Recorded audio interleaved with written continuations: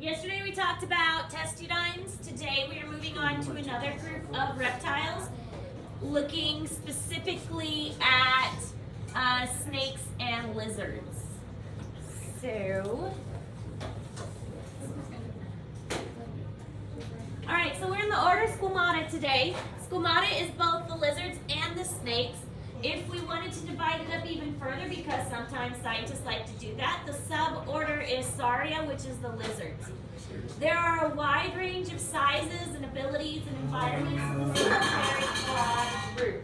It is kind of interesting that lizards and snakes are put into the same group because they are very different in a lot of ways. Legless lizards. There's a thing called a legless lizard. Isn't that just a snake? No. It's a lizard that has lost its legs. But okay. I'm so confused. So a legless lizard is one that does not have legs, but it does have eyelids and ears. Those are two main distinctions that you can So how does it move? It moves similar to like a snake, but it is not a snake because it has eyelids and ears like a lizard. So you're telling me if you saw a legless lizard, you would just know it's a legless, like just by glance, you would think. Why is it a legless You would probably think it was a snake. See? It's a snake. It's It's like one of the they don't have eyelids. They can't close their eyes. They don't have eyelids. Fish? They don't have eyelids. What do you mean? Our student section, we're sitting down and goddamn saying nothing. Legless lizards also have ears. Why isn't it a snake with Because eyelids and ears?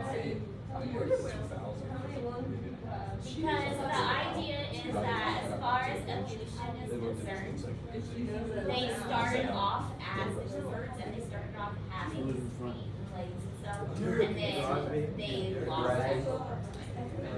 So they were in the group of lizards to begin with, and then they lost it. What if it was just a snake in a lizard? None of the leaders Right. were there.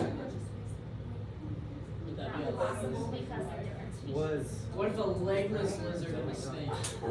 Oh, he Also hasn't not told you? possible because they're He different literally species. went around. That's not even. That's Oh man. Hey, guess who I'm kind of talking to? Okay. That's silly.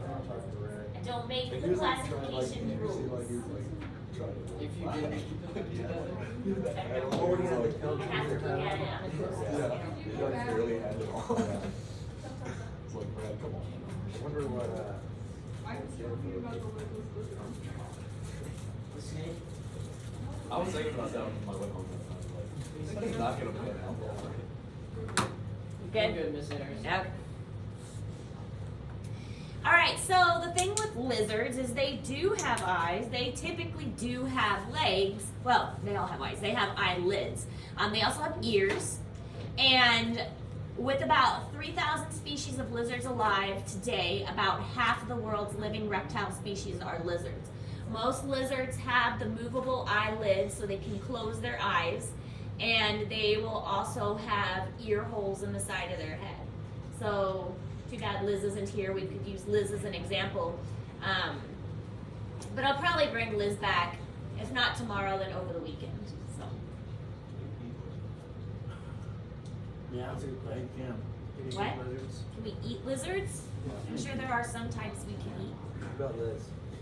I'm not eating my lizard. What if we got snowed in, hear me out, Hypothetically. and we had no food? Hypothetically, there's all no that is- cafeteria either. It's all that's food. expired. That's very hypothetical. We're locked in this. Hey, man, We're locked in this room specifically. Liz is not going to have a lot of meat It slid all the way. to provide for us. You guys are, all of you, first hour as well. You're just in a rare mood today. Because we're finished. I'm upset. We're all mad. Nerd's supposed to Is he sit so in the down. hallway? So go on the It's side. horrible inside here. Okay. How about hot dog? This is how bad the situation is. You're salty. You don't like chocolate here. Yes,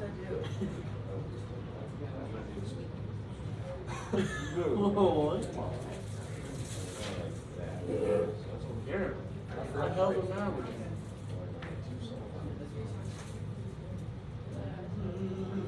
You're making another trip to the Swiss.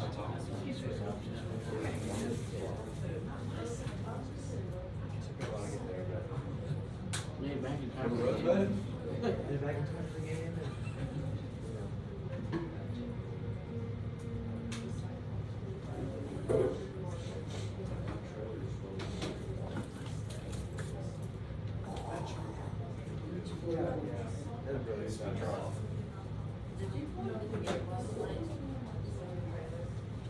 Okay, order squamata. Order squamata are so both lizards and snakes are in squamata, so we're still in the same group. Geckos are a type of lizard that can lose their tail and regrow it. They're the ones that are best at it. There are other lizards that can do it as well, but it's definitely the geckos that are best at it. They are mostly nocturnal and have special toe pads for climbing, scaling, or climbing areas.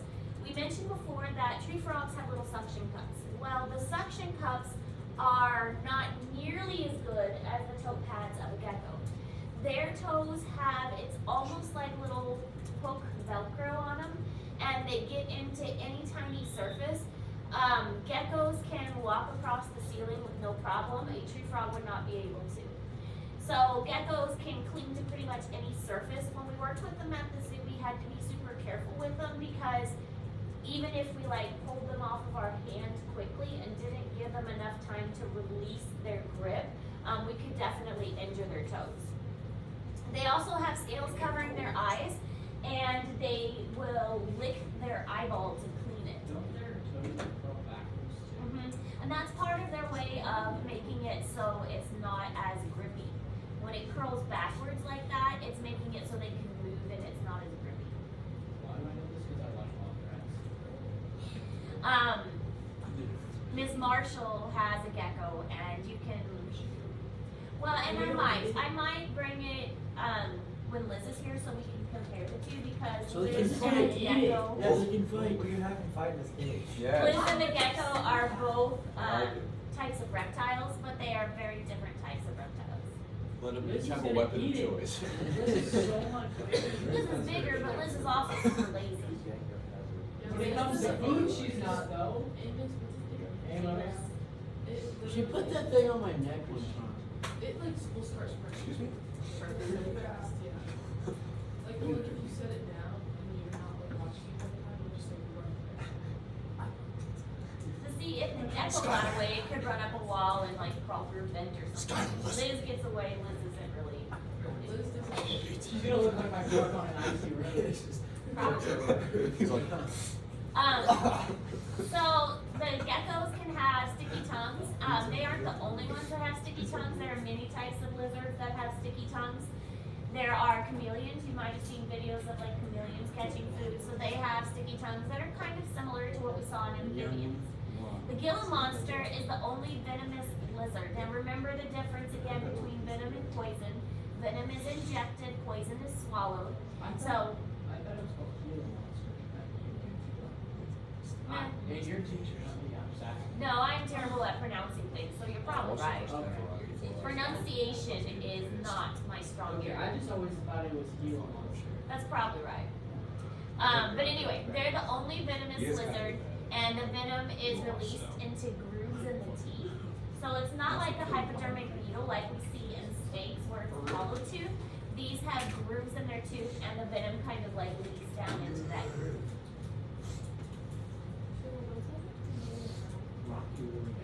Komodo dragons are a large lizard as well.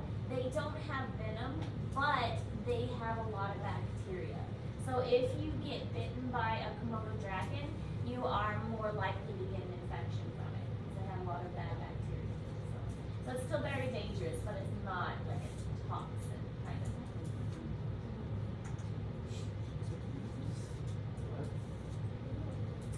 All right, so this is a good picture of the toes of the gecko. The this is what they look like, and you can see them when they're close up. It's a bunch of little tiny hairs. And those little tiny hairs are very grippy, and they kind of get into the surface of whatever they are on and helps them to attach. So they're almost like in these little ridges, and then each little ridge has all of these little hairs on them. This is showing the chameleon with its tongue and how they have tongues that are similar to the amphibians, where it's attached to the front of the mouth and they can kind of flick it out to grab bugs. Alright, legless lizards, we were already talking about that a little bit. They are, there's only a few, such as the glass lizard, are completely legless. They don't have any arms or legs. You can tell them apart from a snake based on looking at the head. You can see that they would have, and this one's a snake versus this one is a legless lizard. So you can see that there are different appearances. The eyes are more squinty, and they have an ear which is further back. So they're both going to have a nose, but their ear is going to be further back. And also a lot of times the legless lizards have smaller scales too. They look identical. Well, I mean, they're not super common, but I think you can get them. You can't just go to a regular pet store and get them. Corn snakes are nice. Corn snakes, milk snakes, ball pythons, maybe kinks. Okay. Bearded dragons are a great lizard. Geckos are good, but they're a little more high maintenance. Bearded dragons are easy. You know how much How much do you think a blue And I don't say anything. Not much. I saw one on like Craigslist the other day. Because I was keeping an eye on Craigslist for like other like ferrets that might pop up or another ferret cage. And I saw a blue tongue snake on Craigslist. What do you mean? The small one's $220. 20 miles an hour. Alright, so these are the lizards that you will be responsible for knowing for the test. Leopard gecko is a very common one. This is a super, super common pet. They are found in pretty much most pet stores. Chameleons are another one that are a very common pet, but chameleons are very, I don't want to say temperamental, they're just hard to take care of in captivity. So even though they're really cool, they tend to die very frequently. So they just don't really do well in captivity.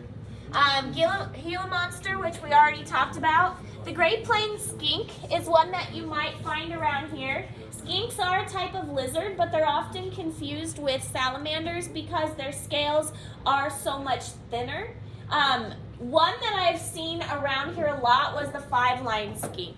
So this one, I saw several of them at my house this summer.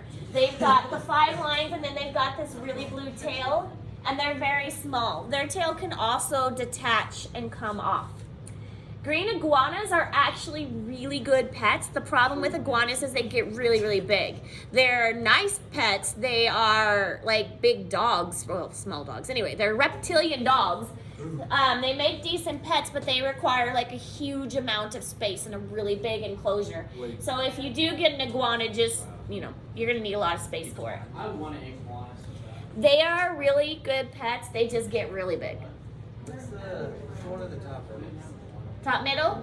This is a green anole. They have those at a lot of pet stores too, but they're usually very small, and so it's not like it interacts much, and they're really fast.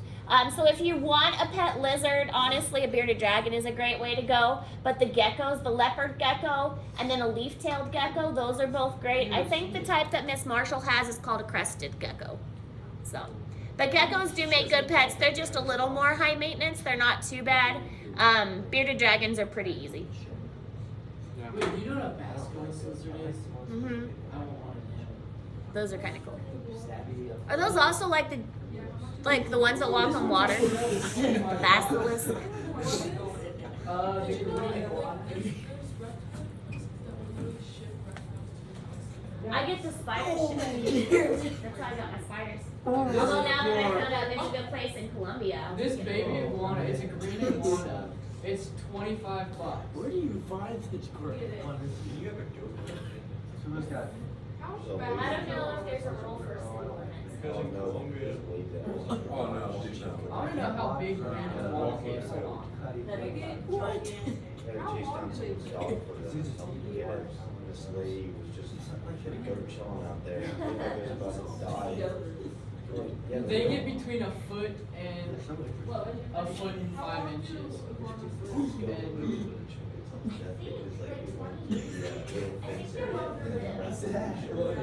But I've seen kids that get like a harness and walk their dog on a harness. It takes 7 to 8 years just to get full size. Okay. They have pretty long legs. What? You just need a really big enclosure, like much bigger than that. That would be way too tiny. I wanna have, Oh, yeah, there we go. About 20 years. a, like, just either like a house, like a shed outside of my house, or like a room that's designated and it has like snakes. Oh my God. My basement is turning into quite the animal Like a area. You go Order on Monday, ships out Tuesday, you get it Wednesday. Yes. Birds, I don't think I'd ever really like. They're too loud, too messy, and See, that's, I want them a call. I don't know. and you like the whole little My like mortgage, baby's and then you're like just there with the birds at sea. oh, like an aviary. Yeah. I can see that. I made it. Aww. All right, so order squamata. We're looking at the suborder Serpentis, Ooh. which are the snakes. The majority are harmless constrictors. Constrictors are the ones that squeeze their food in order to suffocate them, and there are venomous ones, which we do have venomous snakes in Missouri, but most of the snakes that you find outside are going to be harmless. Fewer than 100 people die of snake bites in the U.S. each year, and then 30,000 to 40,000 die worldwide from snake bites. Good question, Caleb. Oh, I have a statement, but I'll wait till you get it. Okay. All their organs are elongated and very narrow. So because of their body being the way it is, they've got lungs, but the lungs are very long and narrow. They've got a liver, but it's also very long and narrow. So their insides look really, really different than any of the other animals we've seen. They can have up to 200 vertebrae and ribs, and some have hip bones and vestigial organs. Like the ball python, they actually have like leftover organs. We had to do. Forgot to get this down. A skeleton of a snake.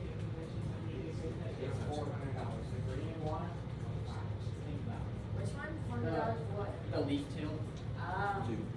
That seems a bit much. And So then this is freaking a organ. skeleton of a snake. You can see all the ribs, and this is where the tail starts. So the tail is actually only this big. So the cloaca would be right here in this area, and then those are all the ribs. And this one is. Corn snake. Well, I was trying to see if it was a venomous snake or not. I don't think so. Then a triangular mini. Well, I was trying to see the fangs. Snow will begin around 9:28. No, not venomous. Anyway, I'll leave that up here too. And then the crested still gecko good. is 80. That sounds about right. But I can't believe that green iguana is so cheap. I think Echo has several, They have iguanas. and not iguanas, but they have geckos. They have several types. This website is amazing. What is it called? Backwater reptiles. Backwater reptiles is, you can get a lot from them, but they're not a very reputable one. When I was researching, like my spiders, that was one of the websites I came across, and the animals aren't really that healthy. Oh, they're not? No. Because it's about to You die. can get animals from them, but a lot of the times they don't live very long, so not healthy. What happened to me in the waiver? I'm glad you said that. Yes. Iguanas. I'm filing a They do, that's one of the websites I think that sells alligators. Take this to court. Can I fill my water up, please? Alright, so snakes, this is just a picture of their organs and how their organ system gets rearranged. Again, here's the cloaca, so the tail is just really kind of a muscular tail. The kidneys are elongated. We've got the gallbladder here, so we've got a long liver right here. The lungs are very elongated along with the digestive tract. Everything is just really long because that's how their body is. So in college, I dissected a snake in my herpetology class, and it was very interesting because everything was just so out of shape. That's the only time I ever dissected a snake was when I was in college, but it was very weird. So All right, so the skull of the snake is amazing. It is so fascinating. Their skull is modified for feeding, and it's modified in a couple different ways. It doesn't have a jaw. It kind Or of a does. hinge. Yeah, so the hinge back here where it connects to the skull, it actually pops out so that they can make their mouth bigger. And then the other part is the chin area is not fused together, so the chin part can stretch. So by popping out the jaw and by stretching the chin area, they can get their mouth open really, really big. They also will have teeth that curve backwards. And this is what happened when I got bit by the snake at the zoo. It was a constrictor and its teeth were curved backwards. So even though it let go, it couldn't pull away because it kept getting caught on my hand. It also got like this part right here where it's very fleshy, so it kind of got stuck in there.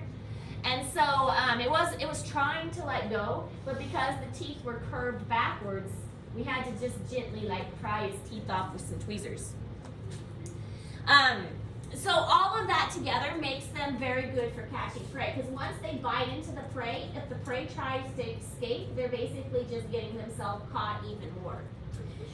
If they have the venom, then they will either have hollow teeth, or some of them might have fangs that have grooves in them, and the venom glands will release that toxin. So sometimes if a snake does what's called a dry strike, that's when a toxic snake will try and just like pretend to bite you but doesn't actually release venom. And that's just kind of a warning thing. So most animals don't want to hurt you. That's one of the reasons why a rattlesnake will rattle first. They're trying to scare you away. They will only attack you if they themselves feel threatened.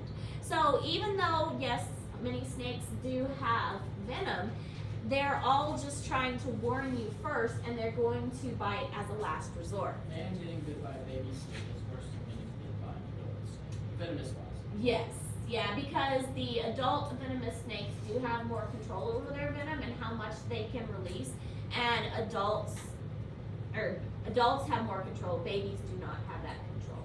They just let it all out. I forgot where I was. Maybe it was at college. I don't remember, but it was really cool because they were breeding some rattlesnakes at a nature center, and I got to watch as they were released.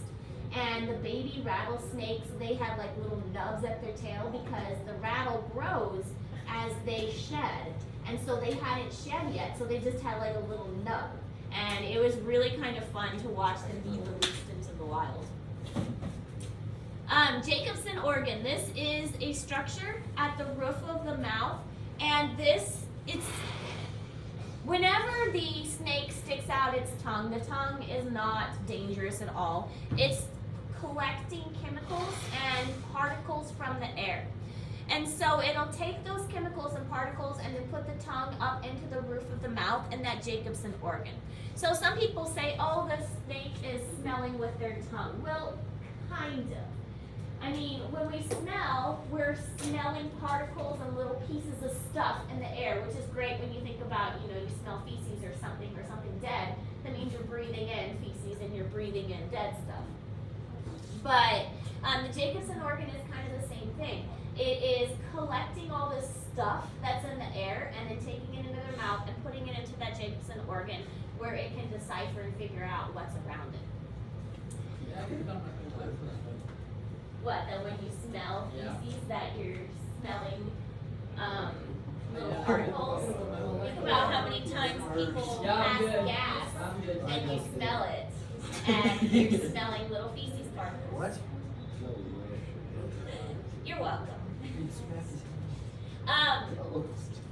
Some venomous snakes will have pits, and the pits are lining the upper lip, and they're little holes in them right above the upper lip, and they detect heat signatures. So pit vipers are a great example. They have those little holes along their upper lip, and it's going to help them. It's kind of like an infrared camera where they can see hot versus cold, and it helps them determine where their prey is. So not all snakes have pits, but all snakes do have the Jacobson organ. I have pit vipers. You have pit vipers? Yeah, there's some.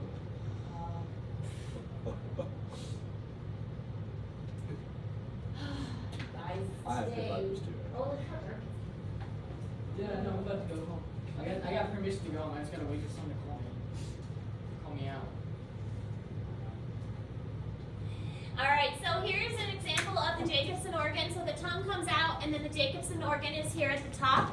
So when they retract the tongue in, they stick their tongue up in that Jacobson organ, and it's going to help them detect the chemicals and things that are in the air. So it's really not tasting, it's really not smelling. It's kind of a weird combination of the two.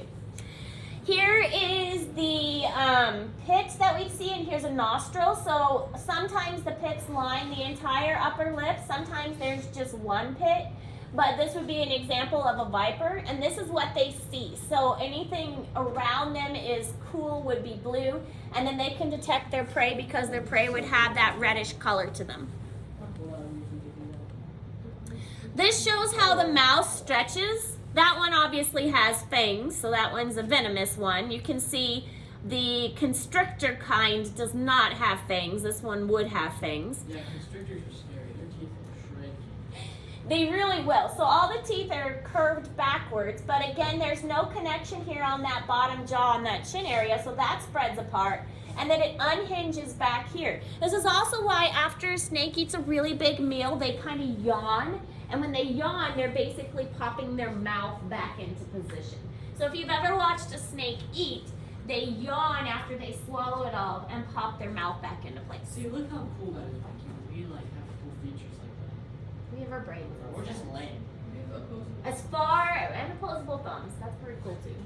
We're lame. And we can walk upright. By walking upright, it leaves our Bears hands can walk free. upright. But with our opposable thumbs and walking upright all the time, we can use our hands for other things. We're still not Far there. away, so we- Or no, we don't have a lot of defenses.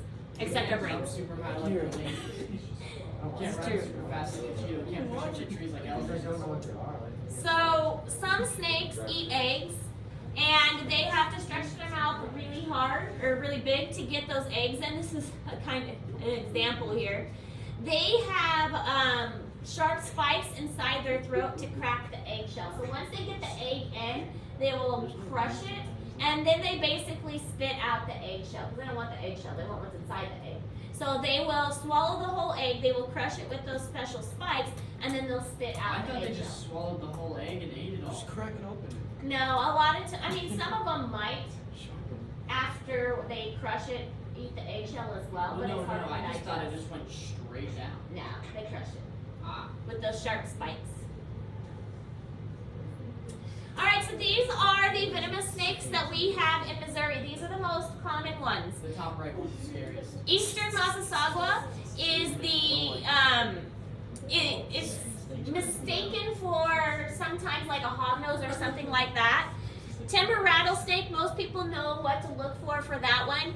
Osage copperhead, that one's pretty easy to identify as well. Cool. They are very cool. They have such a pretty color to them. Cottonmouth, those are black snakes, typically found around water. Is his head disconnected? What?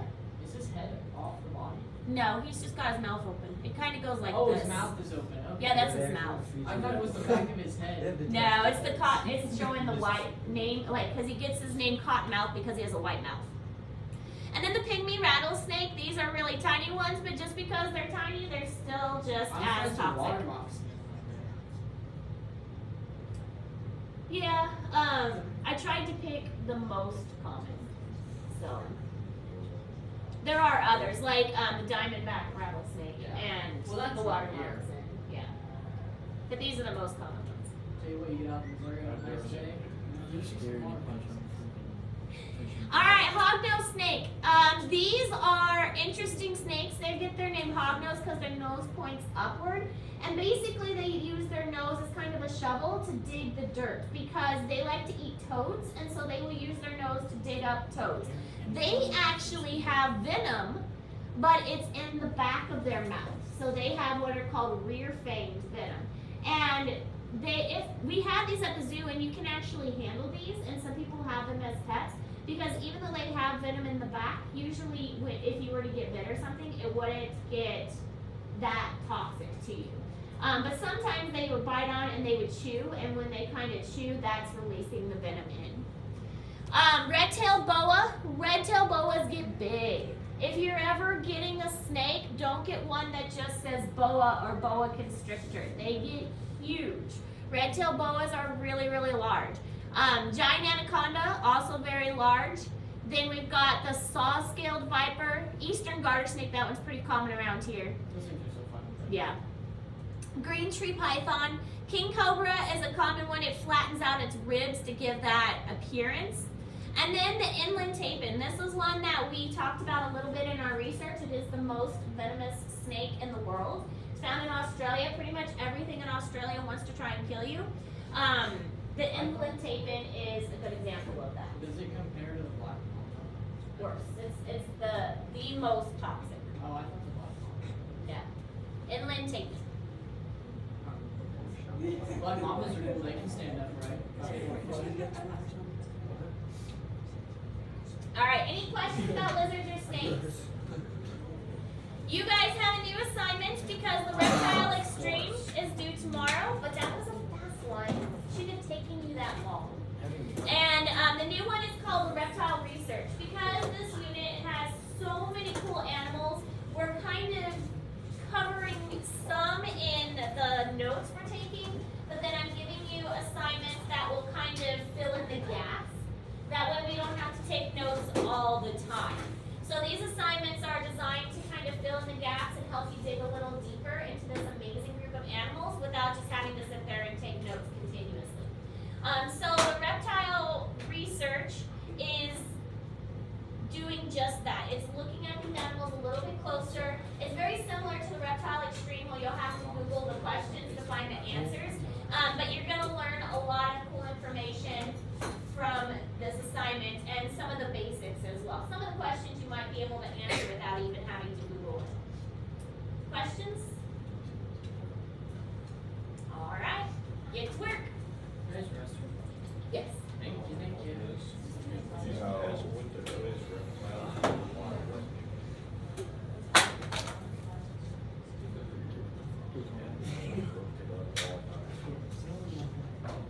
Alright, today's the day I make it. Say the question. Nope. Let me check the answer. Use that bait board. How to use that Give me bait just a board. second.